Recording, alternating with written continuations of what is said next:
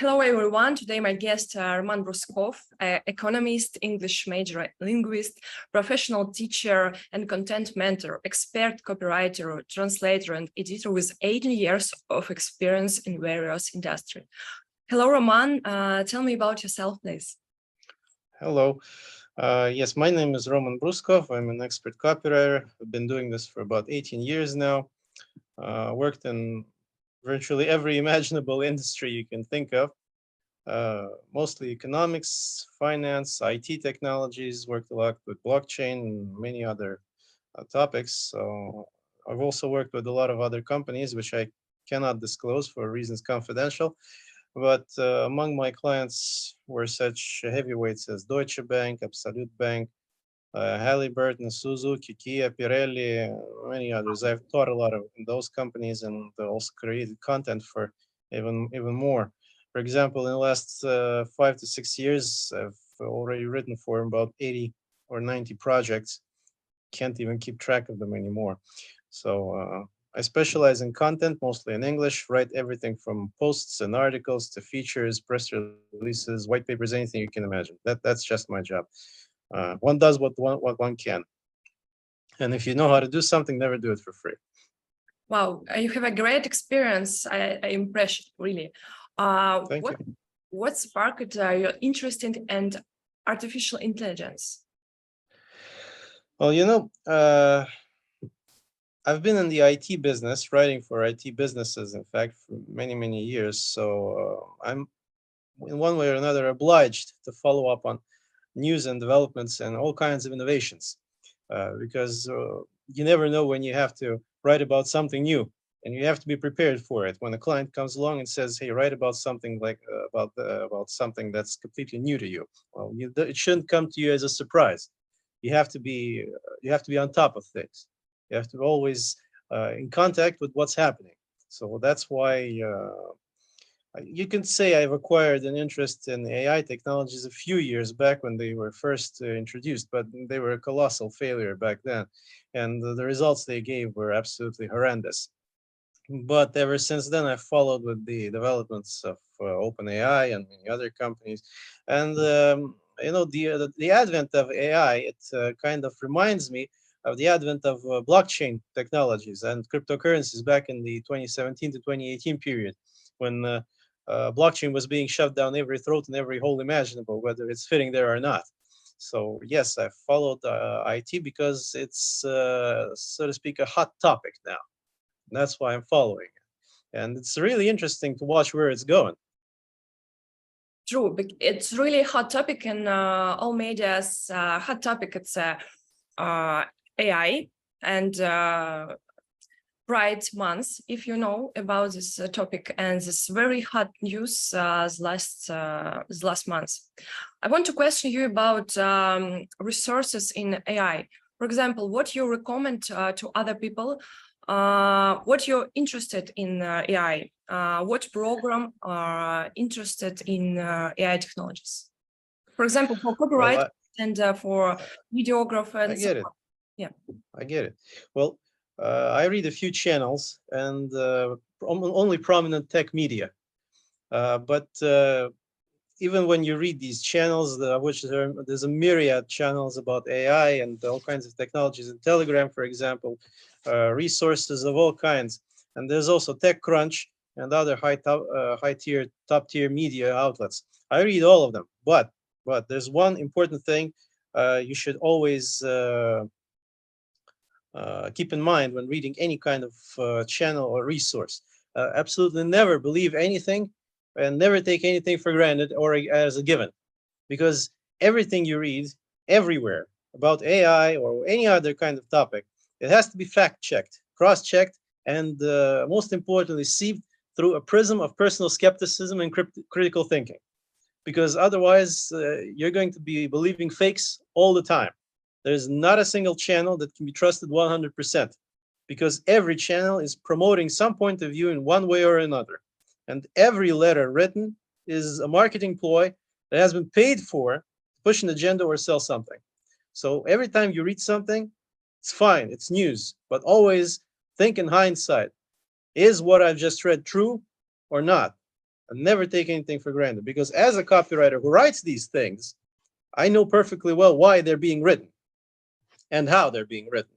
So that's why skepticism is, I think, the most important element in this one. As for which ones, I will not recommend any, because in one way or another, most channels, they're all saying the same things. Okay. Okay. They all say the same things. Thank you. Will the job market for copywriters fall with the advent of artificial intelligence or not?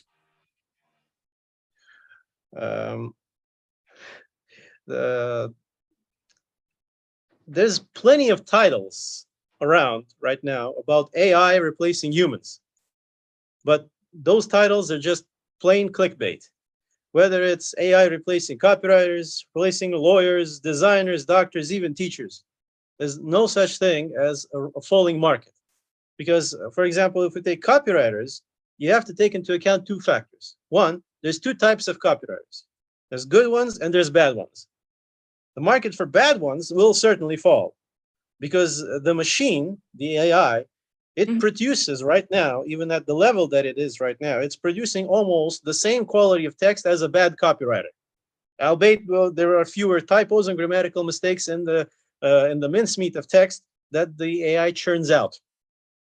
As for the market for good copywriters, well, it's only going to increase, because demand for good writers will be fueled by the need for higher creativity, so that companies can stand out among the absolute slew of neural texts, and the fact that many good writers will leave the market for many reasons. Many of them will leave to become neural trainers, or they will advance to higher positions because of the higher demand. They will realize their value as critical components in the content system. As you can just even check the number of vacancies for writers right now, and it's only increasing. Just look at the vacancy channels, and it's proof of that. And this applies to absolutely every other industry. The AI is not a replacement for humans. So it will be absolutely foolish to think that the market will fall. If any markets do fall, that is a completely different question, what the consequences of such a fall would be, and they will be catastrophic. Okay. Understand. Okay. Can you tell me about your recent project with when you worked with artificial intelligence? It's very beneficial for your clients. It's very good. There was a project recently that I worked with. I will not name it, but it's a gaming project, and they used a lot of AI for the texts that they produced. However, one must take into account that the texts produced by an AI, they are generic. The machine does not produce anything new. That's the main disadvantage, you could say. It's not creative. It just takes advantage of the texts that were uploaded into its memory, into its database, and it minces them together. This produces grammatically correct text at most of the time. But as for SEO purposes, for example, for uniqueness purposes, for quality or creativity purposes, these texts they're no good. Which is why I think the key takeaway is that much more time is being spent, and even I would say wasted, on bringing such AI texts in line with in terms of quality and uniqueness. A professional writer will spend a fraction of that time to create quality content from scratch. That is the key takeaway that I took from this recent project. And eventually, the project marketing department decided to refrain from using the AI because it realized that the uniqueness of their text was falling. Why? Very simply put, because their competitors were using absolutely the same machine, and the texts produced by their competitors were nearly identical.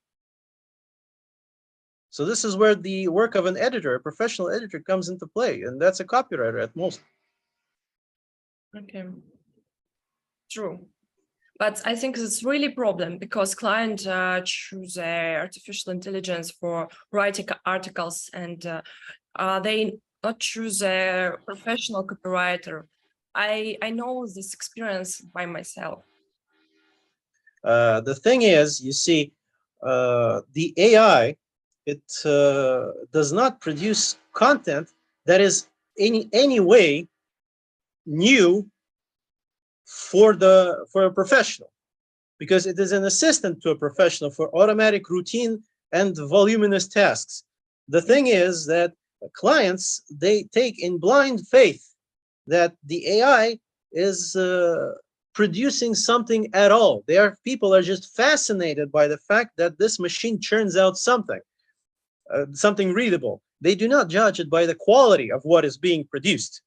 You see, for example, I have not yet met a professional who was impressed by any of the results produced by an AI, because the professional already knows these things that the AI produces. There's absolutely nothing new.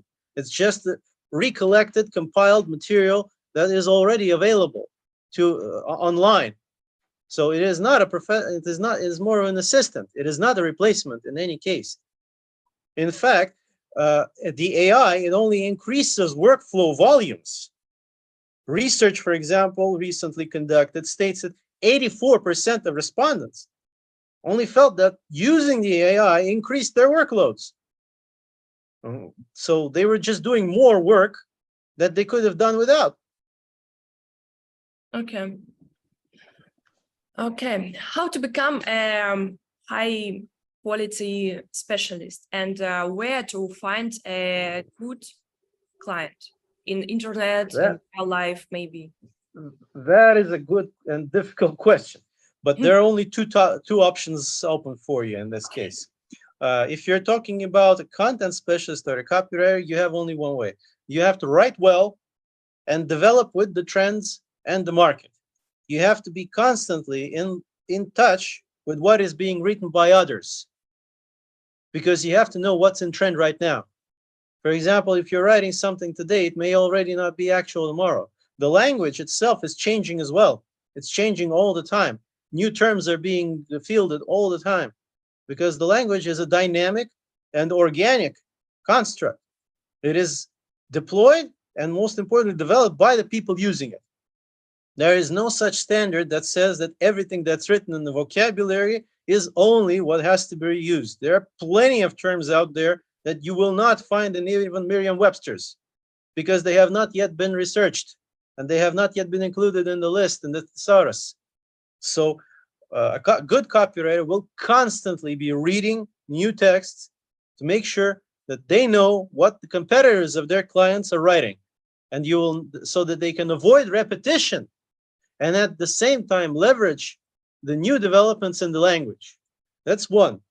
And second, it takes a hell of a lot of practice. I would say years to learn to become a good content specialist. And there is absolutely no guarantee that you will become one, since it's a question of embedded talent. You either have it or you don't. And no amount of training or courses will change that. You have to love writing and be creative. Write for yourself. And most importantly, in the process of thinking in your mind, you have to learn to structure your thoughts and your speech in the way that you're going to be writing. As for clients, well, you can look for them anywhere. You can start in vacancy boards, for example, and you can start through networking. But as time progresses, if you are a good specialist, you will no longer be looking for clients. They will be looking for you. That's a reality. That's a fact. Using LinkedIn, for example, okay, it's maybe a good place to start, but contacting people out of the blue, that's a sure way to spam. That's called spamming people. Maybe your resume will not impress the converser or the interlocutor, and you will be ignored. So the best place to start would be, of course, accumulating necessary experience through regular job boards. And try leading a blog of your own, because having good examples of writing will likely attract an audience. There's a chance of that. You might get noticed. There's no, like I said, there's no guarantee. It's a career And like any career, it has its own stages and it has its own pitfalls. You can, for example, go into a career as a, for example, sales manager. What's your option? You're going to develop in sales, and then you're going to look for identical jobs, proving that you have the necessary experience and you know how to sell. It's absolutely the same with content specialists. They have their own portfolios that they can use as leverage, as proof of their own competitiveness and their competences. So that's how it works. Okay, but some beginner writers now to use artificial intelligence. What's your opinion about this? It's a very, very wrong way of starting your career. Two reasons for that. First of all, I think the use of artificial intelligence is a straight way to the general dumbing of humanity. Because if we start letting the machine think for us, it means we're becoming dumber. We're losing our ability to think. We're relying in blind faith on the machine. And there is no fact which states that the machine is right. It's no way of saying that there's a machine, that the machine is right. If a copywriter decides to trust their work or entrust their work to a machine, they're on the wrong way. They're on an absolutely wrong path. Because first, they will not be developing professionally, and they will not be developing personally. And most importantly, the clients, they're not stupid either. They can tell if a text was written by an AI. There are specialized services for identifying whether the text was written by an AI or not. Why? Very simply put, because the same services, they rely on the absolutely same databases available online to check for plagiarism. So they have perfect databases for cross-referencing any kind of text that is produced by an AI. Why? Because the AI uses the same sources. So if you think that you can cheat the client, wrong way to go. Absolutely wrong way to go. You have to start doing it yourself. Second reason why you should never trust an AI to do your work for you is because you will have to check after the AI. You will have to check its work. If you think that your AI has produced perfect work, you're on the wrong way as well. That's why you have to develop personally, first of all, so you can check whether the AI has done a good job or not. Even more so, I can give you quite a few examples of when an AI did a piss poor job. For example, there's a huge crypto exchange that I worked for. Huge one of the top 5. They released research recently which outlined the work of over 1,200 crypto traders. And of these 1,200 crypto traders, every single one of them used ChatGPT to determine how the exchange rates of their assets would be going. Guess what? Every single trader of these people, every single one of them, they lost an average of $2,000 trading. Why?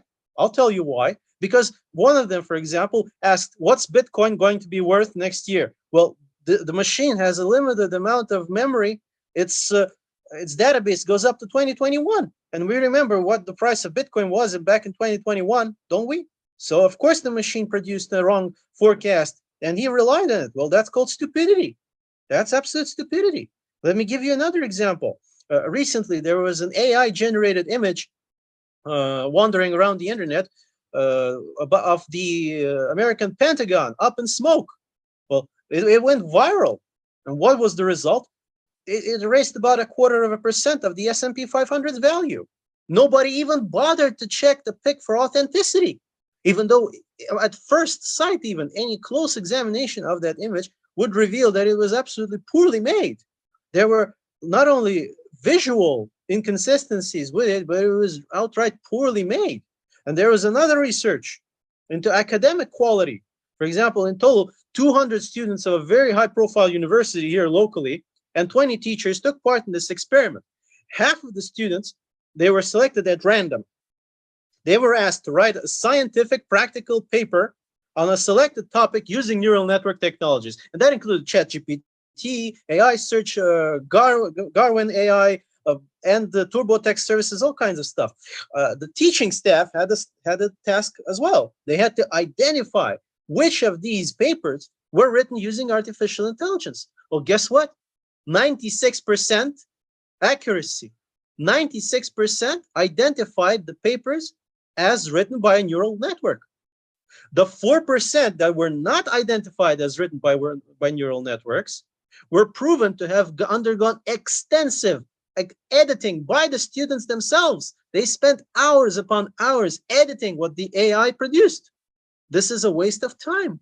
So in essence, 86% of these teachers in this research, they noted that the papers they were submitted, they contained stylistic, typos, errors of all kinds. Another one, exceptional literacy. Students do not write with exceptional literacy. I've worked for 13 years as a teacher. I know how students write. And the absence of typos is a dead giveaway. Humans make mistakes. They make typos all the time. This is why we use special services. For example, like Grammarly and stuff. Even though the latter is not perfect at all, it's absolutely useless if you're talking about prose. And in 72% of cases in these papers, the works contain gross factual and logical errors. And more than 67% of these papers, the narrative deviated completely from the topic, contained what we call water, so to speak, useless expressions that had absolutely no meaning. The texts created by the AI, they were just a compilation of abstracts and proposals from previously written scientific papers. This is not academic work. It cannot currently replace any kind of experienced teacher or qualifications of teaching staff. And here's another example I'll give you. There was a lawsuit against an aircraft company, Avionica, and the plaintiff, his name was, I think, Steven Schwartz. He cited a 15-page document with links and quotes and to references of similar court hearings and lawsuits. And guess what? He was expelled from legal practice. Why? Because the court found out that most of these documents that he produced, they were fictitious. Why? Because Mr. Schwartz used ChatGPT to generate his comment, to compose the documents. Is this called professional practice? Of course not. As you can see, this case illustrates you will never be able to fool the client. It's pointless to try. Another major impediment in the lack of neural interfaces, for example, right now it's impossible to connect human thought with the AI because there is no neural interface between them. And I'm sure that there absolutely is a company out there working on creating such a neural interface right now. And they have absolutely no hindsight to any kind of ethical or moral standards. So if you're a copywriter and you try to delegate all your tasks to ChatGPT, for example, or an AI, you're on the wrong path because you will not be developing. It's not you who'll be developing, it's the AI who'll be developing. And it's going to be developing at snail pace.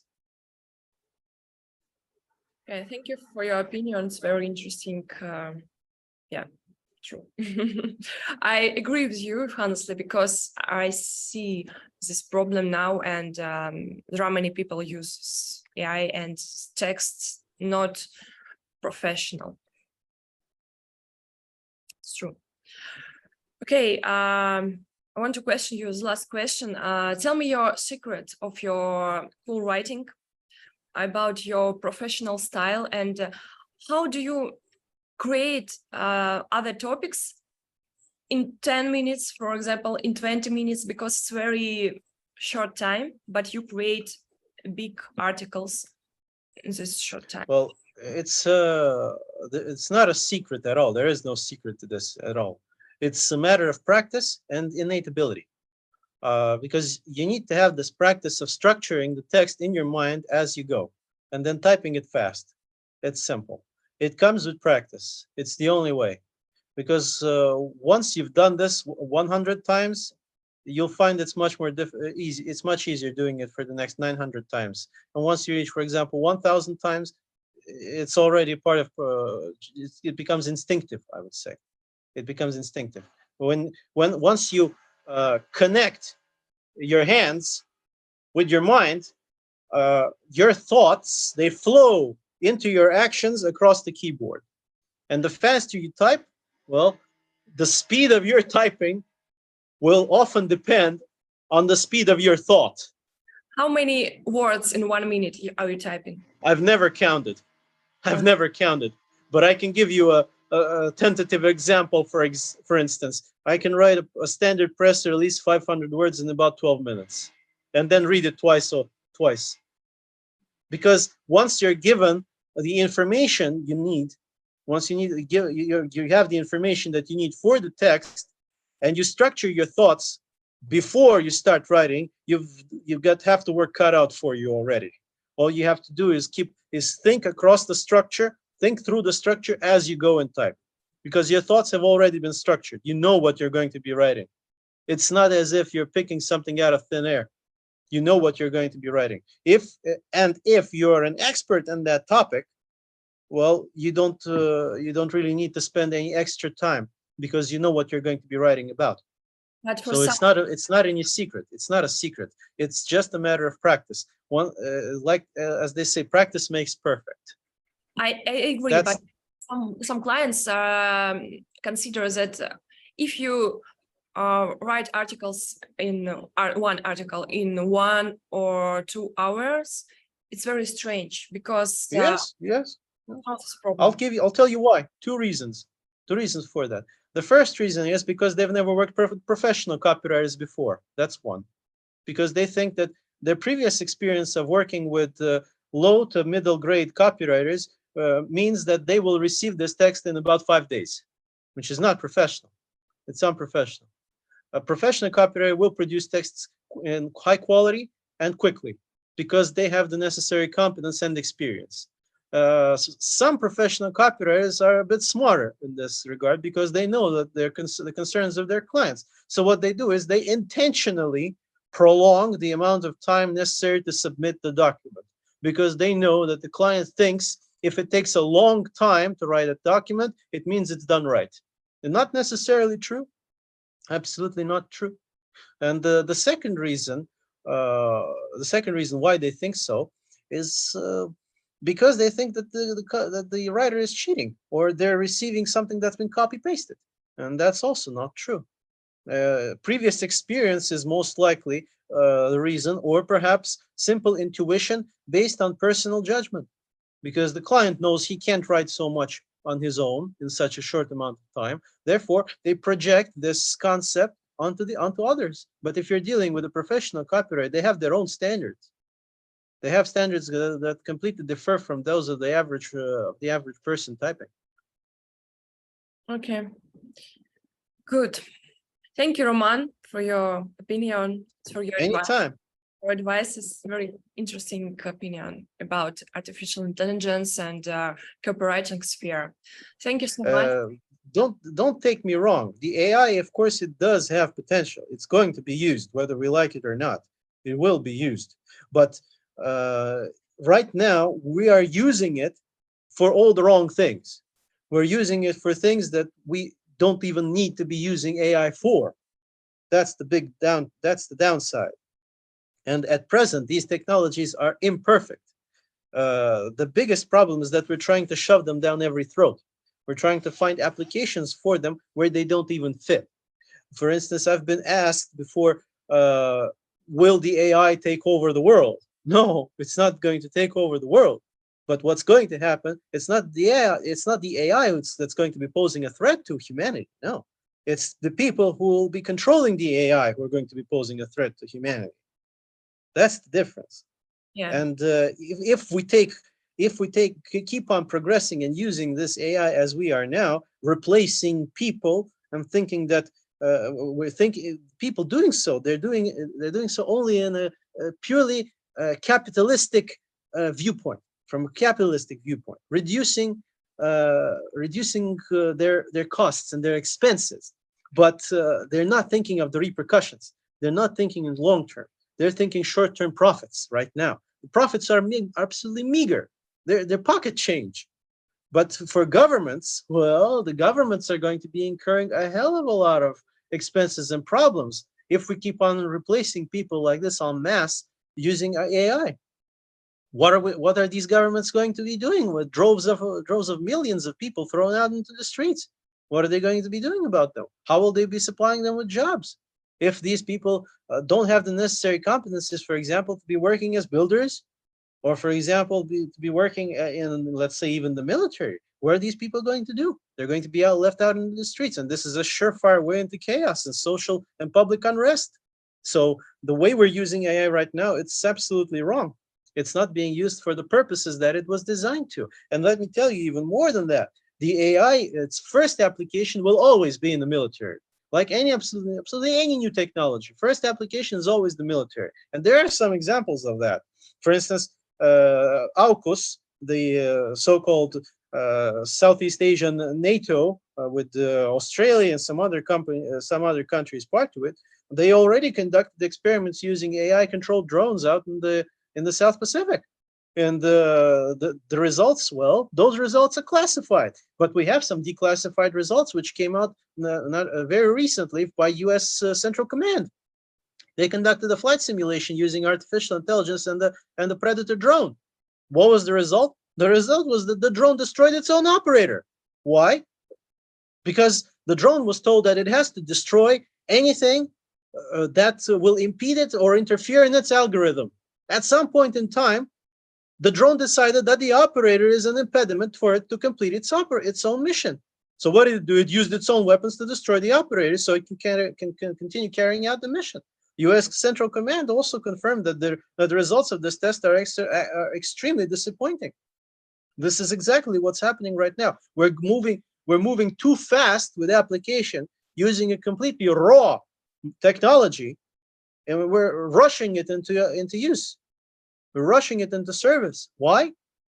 Many reasons for that. Most of them are absolutely economic. Okay. Thank you. Sure, anytime.